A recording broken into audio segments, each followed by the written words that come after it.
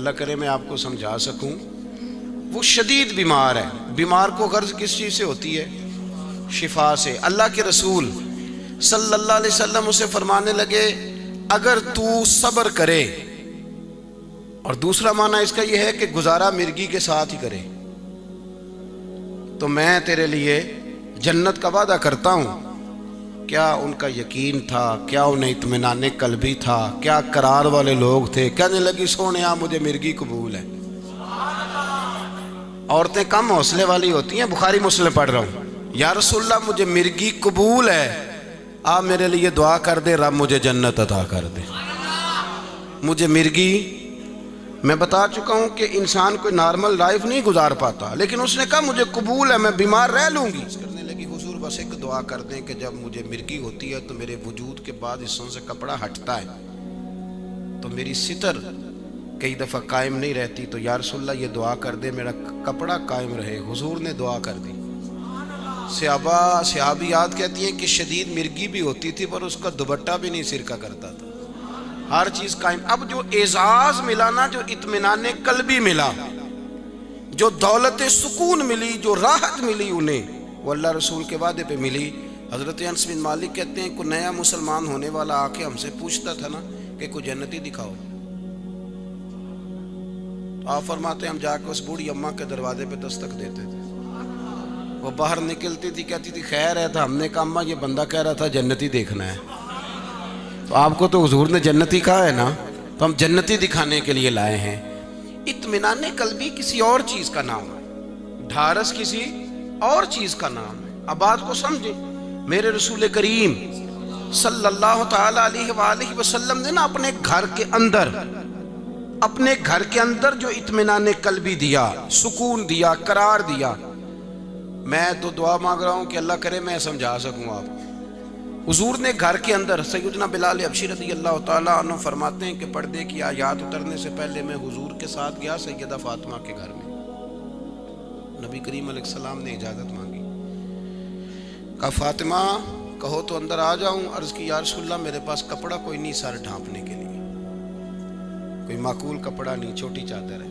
तो रसूल करीम ने अपनी चादर मुबारक उतार के तो अंदर भेजी, तो मैं अपना बदन छुपाओ अच्छे तरीके से, तुम्हें आया। हुजूर अंदर तशरीफ ले गए तो सैयदा रो पड़ी, अर्ज करने लगी या रसूलल्लाह 3 दिन से रोटी नहीं खाई। हुजूर मेरे पास कोई ऐसा मोटा कपड़ा नहीं जिससे मैं आपके आने पर सर को छुपा लेती। अब उन्होंने क्या जिक्र किया है, बज़ाहिर जो उन्होंने इख्तियार, ये फ़क्र इख्तियारी था, मजबूर तो थे नहीं। उन्होंने जिक्र किया कि हुजूर मैं इस वक्त फ़क्र में हूँ, मैं इस वक्त तकलीफ में हूँ, मैं आजमाइश में हूँ। मेरे रसूल पाक का जवाब क्या है? आज अगर मेरी बेटी मुझसे ये बात करती है, आपकी बेटी बात करती है, तो हम कहते हैं अल्लाह तेरी इस मुश्किल को आसान करे, अल्लाह तुझे बरकत दे, तेरे घर में रोजी खुली आ जाए। दुआ ही देंगे ना, और देनी भी चाहिए, हर्ज भी कोई नहीं। लेकिन जो इत्मीनान कल्बी है वो और शय। मेरे रसूल करीम सल्लल्लाहु ताला अलैहि वसल्लम ने फरमाया फातिमा तुम इस बात पे राजी नहीं कि कयामत के दिन तुम सारी जन्नती औरतों की सरदार बन जाओ? इस बात पे राजी नहीं कि तुम जन्नती औरतों की? तो जनाब बिलाल हबशी कहते हैं बीबी साहबा तो उठ के बैठ गई, थोड़ी करीब हो गई, तबीयत शाश बशाश हो गई, तो फटाफट पूछने लगी हुजूर भी हज़रत मरियम का क्या बनेगा? यानी वो उनको भूल गई गुर्बत, उन्हें फाका भूल गया, कपड़ा मेरे पास नहीं, वो चीज खत्म हो गई। या रसूल अल्लाह वो जनाब मरियम सलामुल्लाह अलैहा का क्या बनेगा जो हजरत ईसा की वालिदा हैं? तो हुजूर फरमाने लगे वो तो अपने दौर की औरतों की सरदार थी ना, तुम तो सारी कायनात की औरतों की सरदार हो, पूरी धरती की। सैयदना बिलाल कहते हैं फिर मैंने बीबी साहबा को हंसते भी देखा, उनकी आंखों पर रोशनी। ये इत्मीनान कल्बी है, ये करार है, ये सुकून की दौलत, ये इत्मीनान है। मेरे अजीज वो जो खास सकीना हमें चाहिए ना, हमें उसकी जरूरत है। हम दाएं बाएं भागते फिरते हैं, इधर उधर जाते फिरते हैं, हम बड़ा कुछ करते हैं। कहता हूँ पीर साहब से तस्बीह लेके आया था, वो वजीफा मैं असर के बाद भी पढ़ता हूँ, फजर के बाद भी पढ़ता हूँ, तो काम नहीं बनता। तो मैंने कहा खाली सुभान अल्लाह कहता है ना तू ये ज़ेन बना के, जब मैं कहता हूँ ना सुभान अल्लाह, इसका माना ये है कि मेरा रब पाक है। कभी ये ज़ेन तो बना। और अल्लाह कुरान में कहते हैं सुभान अल्लाहि अम्मा युशरिकून, इसका माना ये है कि अल्लाह हर शिर्क करने वाले से पाक है, पाक है उन मुशरिकों से जिनको लोग अल्लाह का शरीक उनको ठहराते हैं। अल्लाह उन मुशरिकों के नजरियों से, जब तो कहता ना अल्हम्दुलिल्लाह, तो गौर तो कर, तूने क्या कहा? तूने कहा मैं नहीं करूंगा किसी झूठे की तारीफ, मुझसे नहीं किसी की भी खुशामद होती, इसलिए कि सारी तारीफें तो अल्लाह के लिए। तो हम जब गौर नहीं करते तो इत्मीनान भी नसीब नहीं होता। खाली देखे ना लफ्ज, वो मेरे साहब रहमतुल्लाह अलैह फरमाया करते थे, खाली लफ्ज ना रटना, खाली लफ्जों से बंदा आलिम और सूफी नहीं होता। लफ्ज तो तोते को भी रटा दें तो वो भी बोलने लग जाता है। तो तोते थोड़ी बनना है, हमें तो आमिल बनना है। मेरे अजीज बात को समझिएगा, रसूल करीम सल्लल्लाहु अलैहि वसल्लम ना इत्मीनान कल्बी की दौलत इस तरह देते कि हमें ना, मैं अक्सर ये रोता हूँ, मैं कहता हूँ, लोग आते हैं ना, कहते हैं हज़रत साहब घर में ना आवाज़ आती है, खौफ आता है, परेशानी है, जिन है, यहाँ से पहले तो इतने हैं नहीं जितने लोगों को आ गए, इतने जिन हैं नहीं घरों में जितने कि आज लोगों को। और नाराज़ ना होना, नौजवान तबका बिलखुसूस जिसका काम करने को दिल नहीं करता उसे काला जाता, और फिर जिसका और नहीं दिल करता उसको एक बीमारी लग जाती है जिसको कहते हैं बोर होना। तो मैं आजकल बोर बड़ा हो रहा हूँ, तो मैं कहता हूँ इतना वक्त कहाँ से लाए हो बोर होने का? बोर तो वेले बंदे होते हैं, जो काम नहीं था तो बोर होने लगे। तो जो सवेरे उठा काम, दोपहर को काम, शाम को काम, जमीन के ऊपर काम और नीचे जाके आराम, वो कहाँ बोर होंगे? बोर तो वेले बंदे होते हैं भाई, या वो बंदे फारग होते हैं तो सारा दिन कभी कोई वीडियो देखी तो कभी कोई तमाशा। इन चक्करों से बाहर आ जाए, आप कभी बोर नहीं होंगे, आप कभी आपको कोई तकलीफ नहीं होगी। रसूल कायनात सल्लल्लाहु अलैहि वसल्लम लोगों को इत्मीनान की दौलत देते। देखे ना जी, जिन्न आ गया, सेब आ गया, मोटी बात कर दी मेरे नबी पाक ने। तवज्जो है मेरी बात पर? नहीं, एक दफा फिर गौर करें, क्या अर्ज करने लगा। हुजूर ने ना एक ही बात की, फरमाया तुम घर में सूरत बकरा पढ़ो, फरमाया जिन क्या शैतान भी दौड़ जाएगा तुम्हारे घर से। सच्ची बात बताना, दिल पे हाथ रख के कि ये वो तावीज है जो नबी पाक ने दी है। हुजूर के दिए हुए तावीज से, नबी पाक के दिए हुए तावीज से, यानी रसूल पाक तावीज दें और ये हो सकता है कि फायदा ना हो, तो मैं मानता ही नहीं। आप जितने मर्जी तवीज करा के लाएं, आप सूरत बकरा पढ़ें, जिन रह ही नहीं सकता, हो ही नहीं सकता जिन घर में आए। आप पढ़ते ही नहीं, हम ये वो पढ़नी पड़ती है, वजू करना पड़ता है ठंड में, बड़ा मुश्किल मरहला है। मेरे अजीज थोड़ा ना इत्मीनान पैदा करने का माहौल तो बनाए ना, आप ज़ौक़ तो पैदा करना। ये कैसे हो सकता है कि हुजूर ने फरमाया, देखे ना, आम आदमी की बात बदलती है, नबी पाक की बात बदला नहीं करती। जो कह दिया सो, अब डॉक्टर के पास जाएं दवाई लेने, तो जाकर आपने कहा डॉक्टर साहब मुझे ब्लड प्रेशर है, कमर दर्द है, वो पहले तो खैर डॉक्टर ही हमारे बड़े सियाने हैं, वो पहले ही सारी चीज़ें पूछ लेते हैं और हर चीज़ की वो अलग गोली देते हैं। और मैं तो डॉक्टरों से कहता रहता हूँ, मैं कहता हूँ कि मेहरबानी करो, मुझे नहीं समझ आती कि आप मेडिकल रैप वालों से पहले ही एसी क्यों लगवा लेते हैं, उसकी क्या वजह है? यानी हम वो कौम है कि जिसका डॉक्टर दवाई भी वो लेके देगा जिन्होंने नई कार लेके दी है, किस वजह से? और उसकी दवाई कीमती है, अच्छी है, तो डॉक्टर को गिफ्ट करने की ज़रूरत ही कोई नहीं, और फिर वो दवाई मिलेगी भी वहीं से जहाँ वो डॉक्टर साहब बैठते हैं। ऐसे तो ना करो। वो कौमें भी कभी तरक्की पाती हैं जिनको दवाई भी खालस ना मिले, दवाई भी खालस ना मिले। इतना जुल्म अपनी जान पे हम करेंगे कि वो उससे ले लिया, तोहफा ले लिया और उसको कहा मैं तेरी दवाई लिखूंगा। क्या माना हुआ इस बात का? बहरहाल दूर नहीं जाना चाहता। डॉक्टर के पास आप जाते हैं, वो ब्लड प्रेशर, वजन, हर चीज़ आपकी, शुगर का पूछ के, और सारे नहीं ऐसा करते, अल्लाह के फजल से बड़े बड़े अच्छे भी हैं। और मैं ऐसे लोगों को जानता हूँ जो बड़े कीमती हैं और जो अपना मोबाइल नंबर हमेशा खुला रखते हैं, कहते हैं पता नहीं अल्लाह के किस बंदे को कब ज़रूरत पड़ जाएगी। ऐसे लोगों को भी जानता हूँ, इसलिए कि ये मेरे नबी पाक की उम्मत है, इसमें खैर हमेशा मौजूद रहेगी। ये नहीं हो सकता कि खैर ख़त्म हो जाए। अजीज़, डॉक्टर के पास आप जाते हैं, आपने जाके कहा ये मसला, उसने नुस्खा बना दिया, दवाई लिख दी, खाएं। आप हफ्ते के बाद गए, कहा डॉक्टर साहब कोई फ़र्क नहीं पड़ा, वो कहता मैंने बदल दिया। अगले हफ्ते फिर गए, तो अब क्या हाल है? तो डॉक्टर साहब कहते हैं वो दवाई खा रहे हो? तो कहा जनाब खा रहा हूँ, सर दर्द और कमर दर्द ठीक है, पर ब्लड प्रेशर अभी मेरा ठीक नहीं। डॉक्टर साहब कहते हैं मैंने बदल दी दवाई। ऐसे ही होता है ना। नबी करीम की बारगाह में सहाबी आए, या रसूलल्लाह मेरे भाई को दस्तार है। हुजूर ने फरमाया जा जाके शहद पिला, पेट खराब हो गया। हुजूर दस्तार है, जा जाके शहद पिलाया। कुछ देर घंटों के बाद या एक दिन के बाद फिर अर्ज की, या रसूलल्लाह बीमारी तो बढ़ गई है। नबी करीम ने फरमाया जा जाके शहद पिलाओ। ये नबी की बात है, एक वो हकीम डॉक्टर की थोड़ी है। जा जाके शहद पिला, वो गए वापस आए तीसरी दफा। लफ्ज देखना, इत्मीनान और यकीन किसको कहते हैं। गए और वापस आए, आके अर्ज की, यार सुल्ला बुरा हाल हो गया उसका तो इस कदर मंदा हाल है कि उसके तो दस्त रुकते ही नहीं।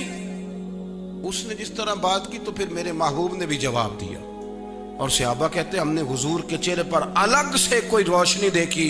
हुजूर फरमाने लगे, जा जाके उसे शहद पिला, जा जाके शहद पिला, जा जाके शहद पिला।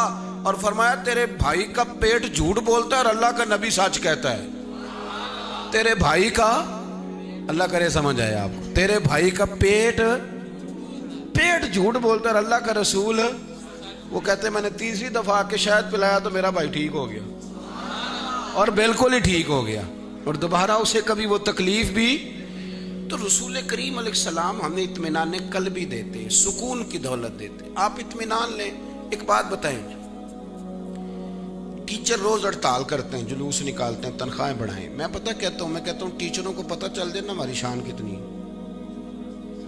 हुजूर ने फरमाया, अल्लाह ने मुझे उस्ताद बना के भेजा, मैं मुअल्लिम बन के आया हूं। अगर तुझे पता चल जाए ना तेरी अजमत क्या है, तो तू तो पल्ले से पैसे दे के पढ़ाया करे, पर तू असल में चक्कर और में पड़ गया। हम अपने आप को इत्मीनान देना।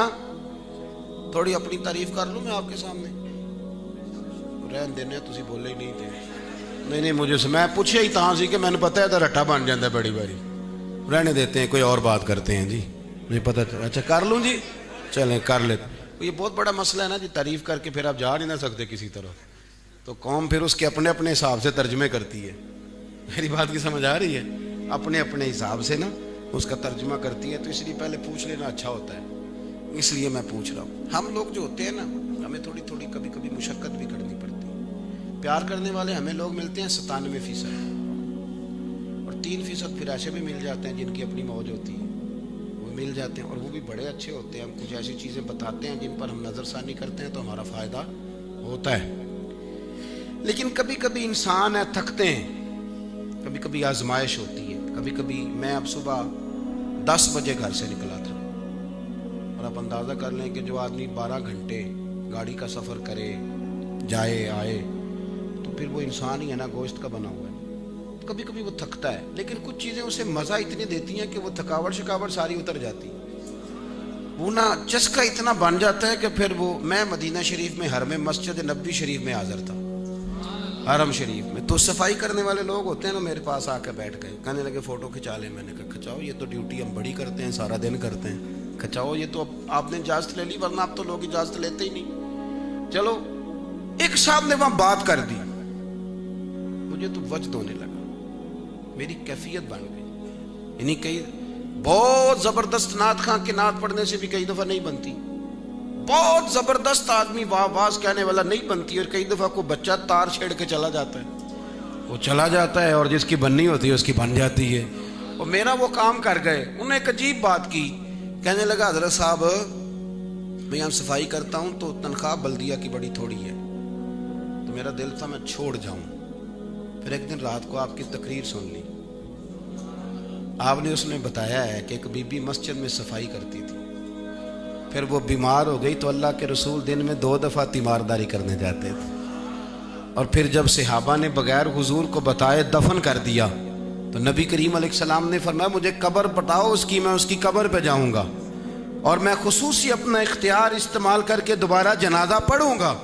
कहने लगे, वो मैंने हदीस सुनी रात को कहीं 2 बजे थे पाकिस्तान में, वो मेरे ऊपर ऐसी तारी हुई, मैंने उसी वक्त घर में टेलीफोन किया।